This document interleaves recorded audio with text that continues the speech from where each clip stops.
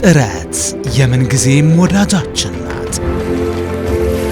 ድካም ከሥራ የሚፈጠር ስሜት፣ ራሚስ ከድካሞ የሚያርፉበት ተስፋ፣ ንግድ የልፋቶን የሚመነዱበት ሱና፣ አማና እንደ ወንዛችን ገባር ምንጮች በጋራ የገነባነው ተቋም ራሚስ ባንክ ሁልጊዜም ግቦን የሚያሳኩበት እድል አለ።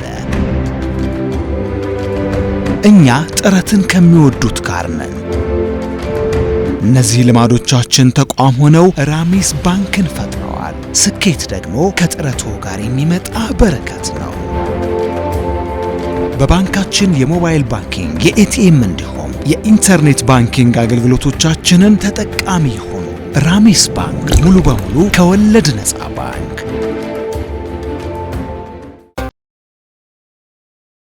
ላለፉት 15 ዓመታት የከተማችን ግርማ ሞገስ የሆነው ግሬስ ኤልኢዲ እና አልሙኒየም ዲስፕሌይ የድርጅቱ የህንፃዎች ድምቀት መሆኑን ቀጥሏል። ምርትና አገልግሎቶን በጽሁፍም ሆነ በምስል ማስተዋወቅ ሲፈልጉ ዘመናዊ ኤልኢዲ ስክሪኖችን እኛ ጋር ያገኛሉ። በምሽትም ሆነ በቀን ምስልን ፍንትው አድርገው በከፍተኛ ጥራት ያሳያሉ። ፕሮግራሙን የበለጠ ለማድመቅ ለኒካህ፣ ለሰርግ፣ ለምርቃትና ለተለያዩ ዝግጅቶች የኤልኢዲ ስክሪን ኪራይም አለን።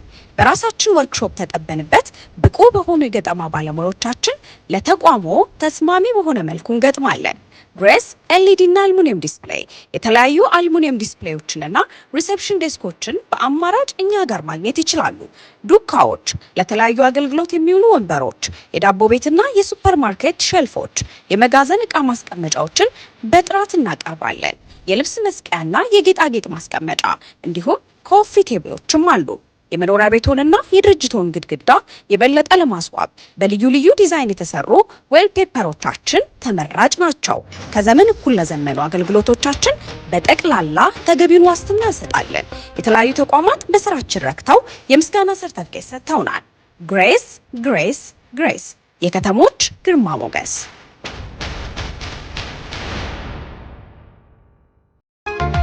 የከተማችን ድምቀት ቤተል ላይ በክብር ተሰይሟል። አፕል ፕላዛ እንኳን ደህና መጡ። ውበትን በተላበሰው አፕል ፕላዛ ዘመናዊ አረቢያን መጅሊስ፣ የቤትና የቢሮ ዕቃዎች፣ የጋርመንት ውጤቶችን ጨምሮ የአዋቂና የሕፃናት አልባሳት መሸጫዎች ያገኛሉ። የበርገርና የአይስክሬም ፍላጎቶ ከሙሉ የሬስቶራንት አገልግሎት ጋር ይስተናገዳሉ። ብቅ ብለው ይዝናኑ። እስቲምና ጃኩዚን ይዞ ከምርጥ የወንዶች የውበት ሳሎን ጋር ይጠብቆታል። ለሸቀጥ፣ ለኮስሞቲክስ፣ ለትኬትና ለጉዞ ወኪል ፍላጎቶ በአማራጭነት የሚገለገሉበት አፕል ፕላዛ ለትምህርት ቤት ቢሮ፣ ለተለያዩ ተቋማት ቢሮ በስፋት እኛ ጋር ያገኛሉ። አፕል ፕላዛ ይለያል። ቤተል ቢጫ ፎቅ አካባቢ አድራሻችን ነው። ሁሉንም ሸመታ በአንድ ቦታ አፕል ፕላዛ።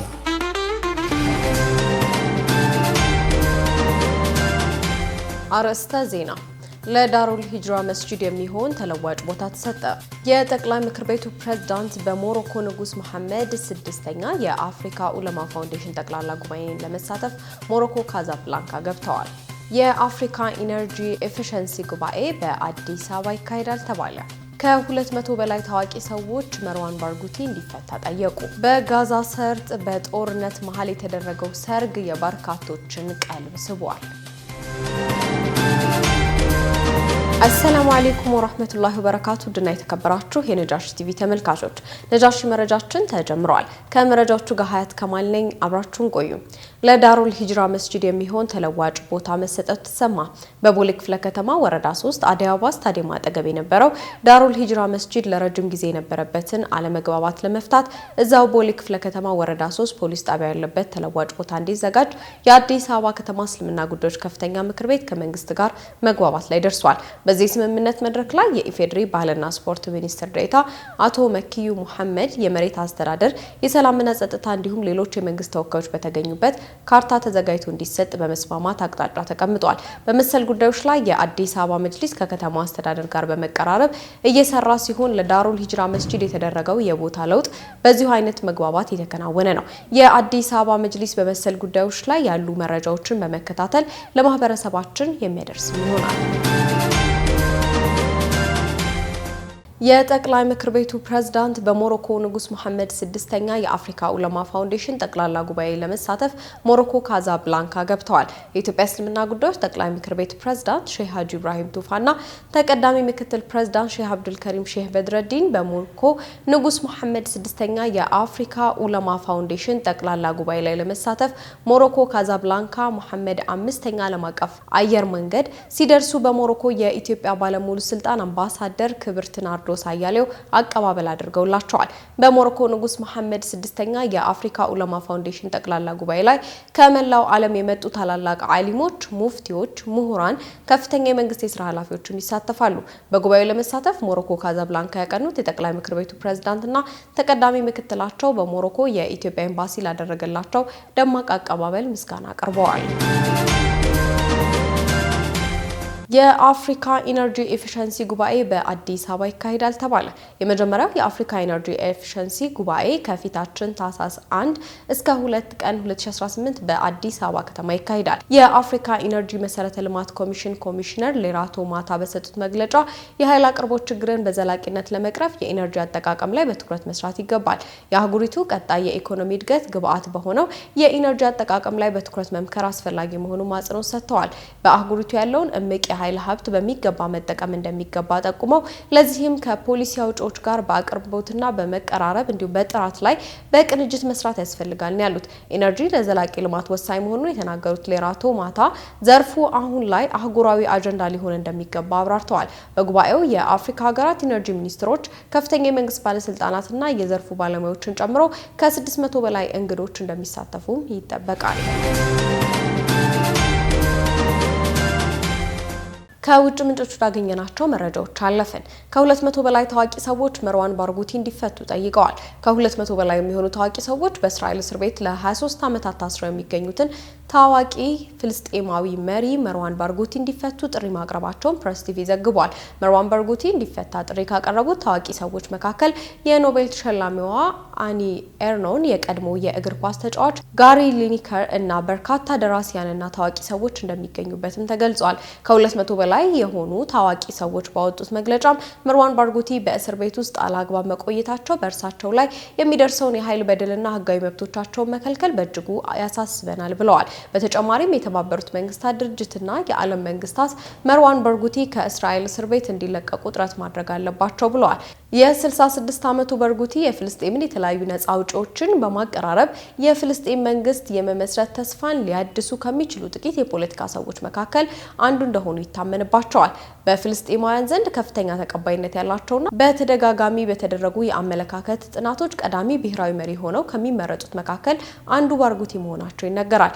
በ2004 የእስራኤል ፍርድ ቤት በሁለተኛው ኢንቲፋዳ ወቅት በተፈጸመው ተግባር ተሳትፈዋል በሚል 5 የዕድሜ ልክ እስራትና ተጨማሪ 40 ዓመት ወስኖባቸው መቆየቱ ይታወሳል። በቅርቡ በተደረገው የእስረኞች ልውውጥ ወቅትም እስራኤል ባርጉቲን ለመልቀቅ ፈቃደኛ አልሆነችም። ምክንያቷ ደግሞ የጸጥታ ሳይሆን መርዋን ባርጉቲ ከእስር ከተፈታ ሊኖር በሚችለው የፖለቲካ ተጽዕኖ የተነሳ እንደሆነ ብዙዎች ይናገራሉ።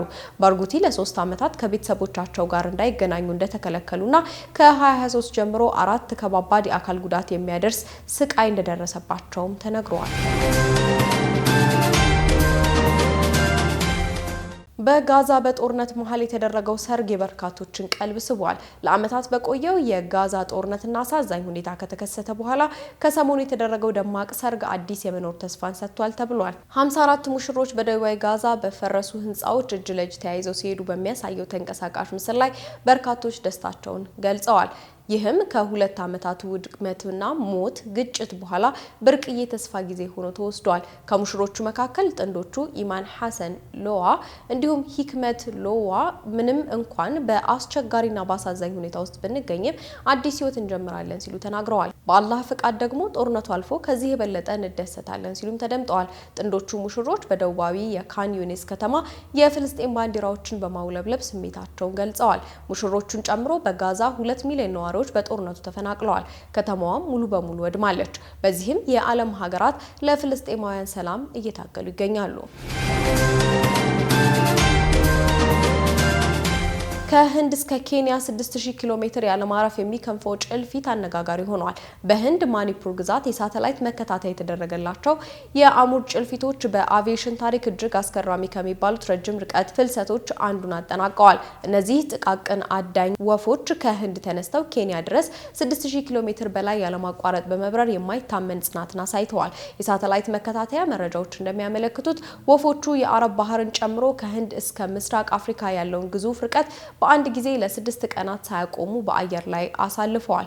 ጉዞ በሙሉ የተካሄደው በሰውነታቸው ውስጥ ባጠራቀሙት ስብ ብቻ ሲሆን በአስደናቂው የተፈጥሮ የአሰሳ ችሎታቸውም ተመርተዋል።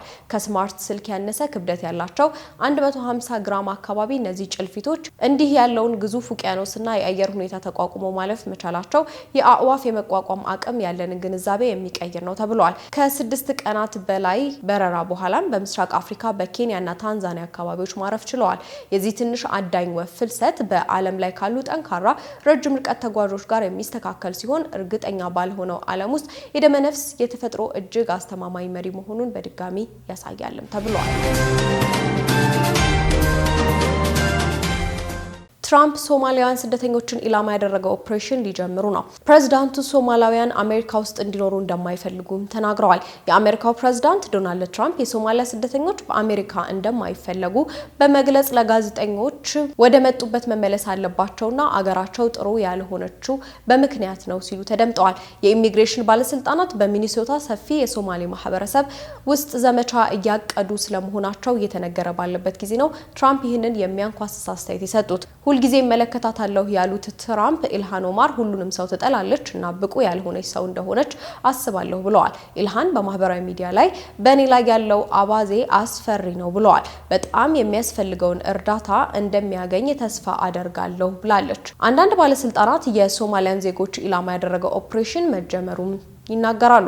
ባለስልጣናቱ እንዳሉት በዚህ ሳምንት ኦፕሬሽኑ ሲጀመር በመቶዎች የሚቆጠሩ ሰዎች ኢላማ እንደሚደረጉ ይጠበቃል። ስለ ኦፕሬሽኑ ለመጀመሪያ ጊዜ ዘገበው ዘ ኒውዮርክ ታይምስ ነው።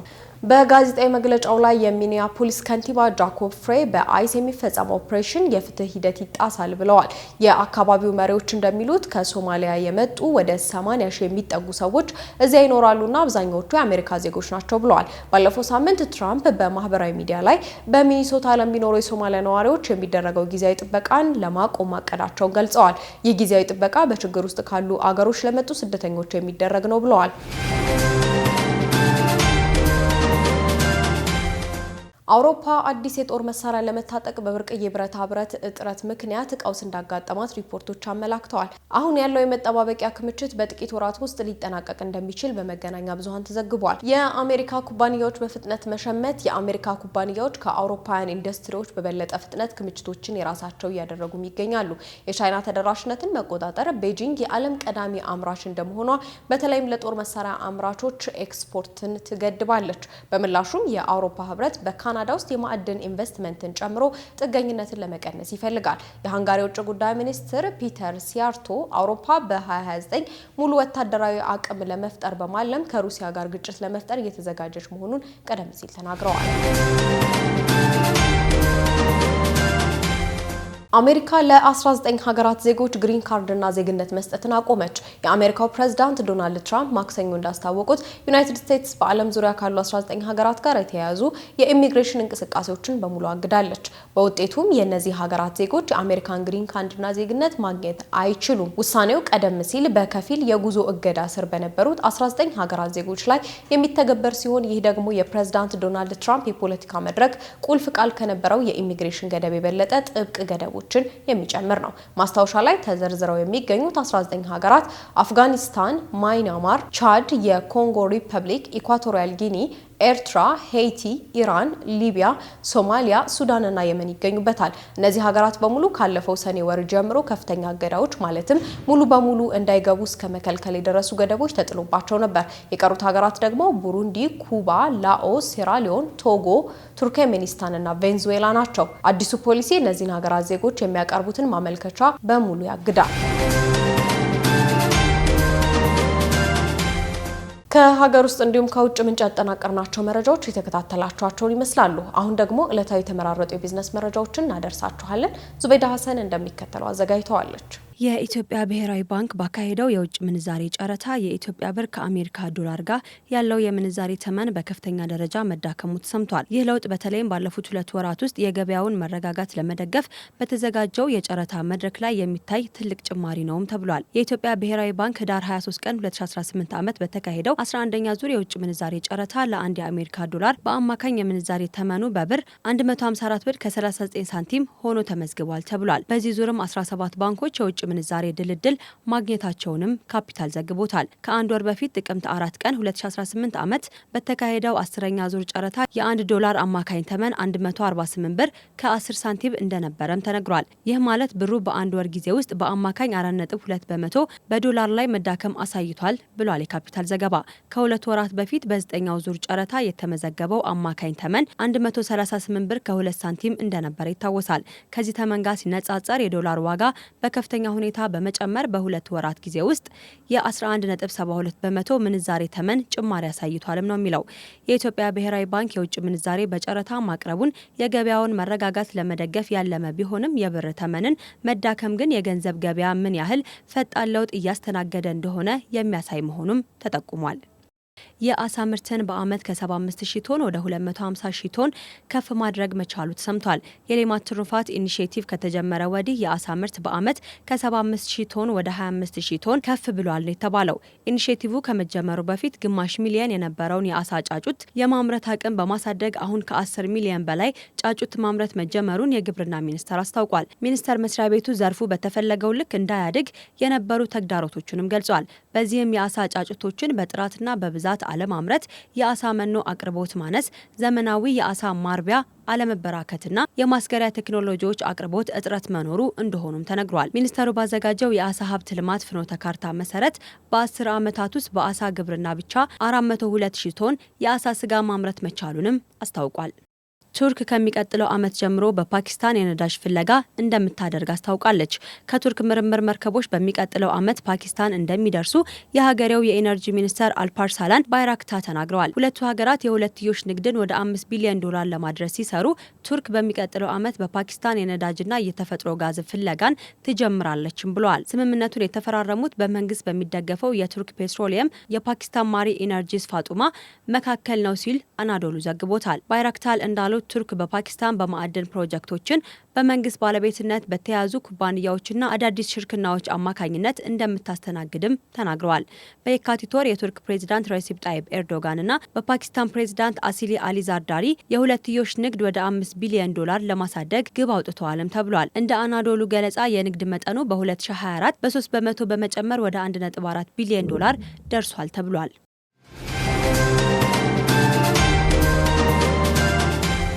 በመጨረሻም የአኗኗር ዘይቤን ወደሚያስቃኘው መሰናዷችን እናመራለን። ኢማን መሐመድ አዘጋጅተዋለች።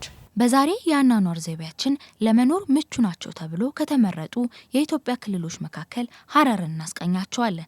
ሀረር ከአዲስ አበባ ደቡብ ምስራቅ በ500 ኪሎ ሜትር ርቀት ላይ የምትገኝ የምስራቅ ኢትዮጵያ ከተማ ናት። በዘመኑ የአስተዳደር መዋቅር የሀረሪ ክልል ዋና ከተማ ናት። በ1885 ሜትር ከፍታ ላይ የሆነ አደጋ የአየር ጸባይ በተላበሰ ቦታ ላይ አርፋለች። በ1987 ዓመተ ልደት የህዝብ ቆጠራ መሰረት ሀረር 76378 ህዝብ ይኖርባት ነበር። ሀረር ለዘመናት ከፍተኛ የንግድ ማዕከል ሆና ስትኖር ከመሀል አገር ከአፍሪካ ቀንድ ከአረብ ሀገራት ጋር በንግድ መንገዶች ስትገናኝ፣ ቀሪው ዓለም ደግሞ በቀይ ባህር ወደቦች አማካኝነት ትገናኝ ነበር። የሀረር ጀጎል ግንብ ከ1998 ጀምሮ በዩኔስኮ የዓለም ቅርስ ዝርዝር ውስጥ ይገኛል። በእስልምና ሃይማኖት አራተኛው የተቀደሰ ቦታ ተብላ ስትታወቅ 82 መስጊዶች፣ አንዳንዶቹ ከ10ኛው ክፍለ ዘመን ጀምሮ የነበሩ እንዲሁም 102 የመቃብር ቦታዎች አሏት። የሐረር ህዝብ ታሪክ፣ ባህል፣ ማንነት ከሐረር ከተማ ጋር በእጅጉ የተቆራኘ ነው። በሐረሪዎች በረጅም ዘመን የስልጣኔ ታሪካቸው ያፈሯቸው ተንቀሳቃሽና የማይንቀሳቀሱ እንዲሁም የሚዳሰሱና የማይዳሰሱ በርካታ ቁሳዊና መንፈሳዊ ቅርሶች ባለቤት ናቸው። ከነዚህ ቅርሶች መካከል የከተማዋ ልዩ መለያ ምልክት ከሆነው አልፎም እንደ አውሮፓውያን አቆጣጠር በ2006 በዓለም ቅርስነት የተመዘገበ የጀጎል ግንብ በቀዳሚነት ይጠቀሳል። በግንቡ ውስጥም ከ82 በላይ መስጊዶችና በርከት ያሉ የሐረሪ ባህላዊ ቤቶች ይገኛሉ። ሐረር ከፍተኛ የስልጣኔ እድገት ደረጃ ላይ በደረሰችበት በ16ኛው ክፍለ ዘመን በምስራቅ አፍሪካ የእስልምና ሃይማኖት ትምህርትና የንግድ ማዕከል ሆናም አገልግላለች። ይህ በርካታ ታሪክና ባህላዊ ቅርሶች ባለቤት እንድትሆንም አድርጓታል። የጀጎል ግንብ የሐረር ህዝብ የኪነ ህንጻ ችሎታውን የሚመሰክር የታሪክና የጥበብ መዘክር ነው። ይህ ግንብ በ16ኛው ክፍለ ዘመን አጋማሽ በአሚር ኑር አማካኝነት እንደተገነባም ይናገራል። ሐረር እንኳን ዛሬ ቀን ዘምኖ ትላንትም ቢሆን ስንቱ ባህር አቋርጦ የከተመባት፣ ስንቱ ቅጥሯ ገብቶ ለትውልድ የተረፈ ትዝታ ያስቀመጠባት የውበትና የጥበብ መዲና ናት። የኢትዮጵያ እስላማዊ ኪነ ህንጻ ባህል ማንንም ሳይመስል ሃይማኖታዊ መሰረቱን ሳይጥል የነገሰበት መዲና ጀጎል ተብሎ ይተሰየማል። በየቦታው ማየት፣ በየቦታው መደመም፣ ጀጎልን መዟዟሩ የተለመደ ነው። ሐረር ከቅርጽነት ባሻገር እንደ አውሮፓውያን አቆጣጠር በ2003 እና 4 በሰላም በመቻቻል በመፈቃቀርና በልማት ከተማነት ዓለም አቀፍ ሽልማትና እውቅና አግኝታለች። ይህ የተለየ እምነት፣ ባህል፣ ቋንቋ ያላቸው ህዝቦች ለዘመናት በሰላምና ፍቅር የኖሩባትና ዛሬም የሚኖሩባት ከተማ በመሆን የተቀናጀችው ክብርና እውቅና ነው። ሐረር ዩኔስኮ እውቅና የቸራት በዓለም ቅርሶች ብቻ አይደለም፣ ከኪነ ህንጻ ልቀት ባለፈ ህያው ሆኖ ዛሬም እየኖረ ባለው ሰዋዊ እሴት ጭምር እንደሆነ ተገልጿል። የተወደዳችሁ የነጃሺ ቲቪ ተመልካቾቻችን ለሰዓቱ ያዝናቸው የነጃሺ መረጃዎቻችን የተከታተላችኋቸውን ይመስሉ ነበር። ከመረጃዎቹ ጋር ሀያት ከማል ነበርኩ። ወሰላሙ አለይኩም ወራህመቱላሂ ወበረካቱ።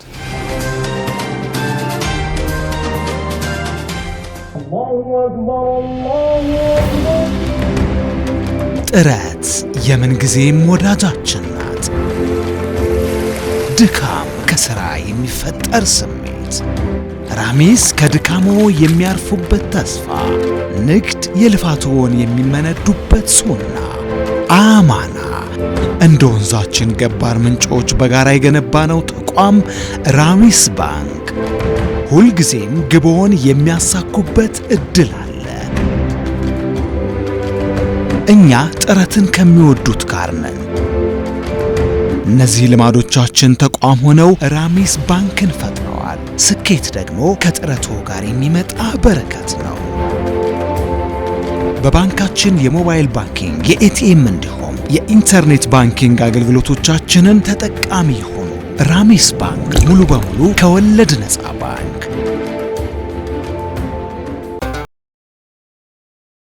ላለፉት 15 ዓመታት የከተማችን ግርማ ሞገስ የሆነው ግሬስ ኤልኢዲ እና አልሙኒየም ዲስፕሌይ የድርጅቶ የህንፃዎች ድምቀት መሆኑን ቀጥሏል።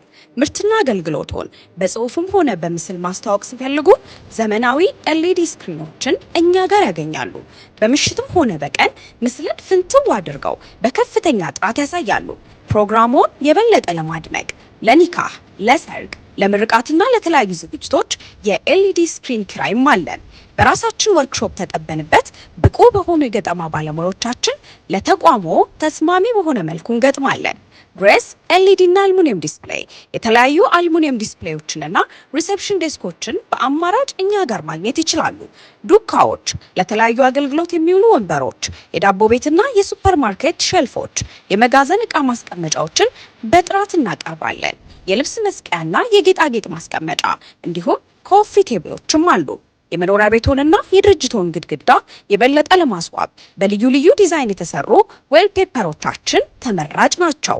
ከዘመን እኩል ለዘመኑ አገልግሎቶቻችን በጠቅላላ ተገቢውን ዋስትና እንሰጣለን። የተለያዩ ተቋማት በስራችን ረክተው የምስጋና ሰርተፍኬት ሰጥተውናል። ግሬስ ግሬስ ግሬስ የከተሞች ግርማ ሞገስ።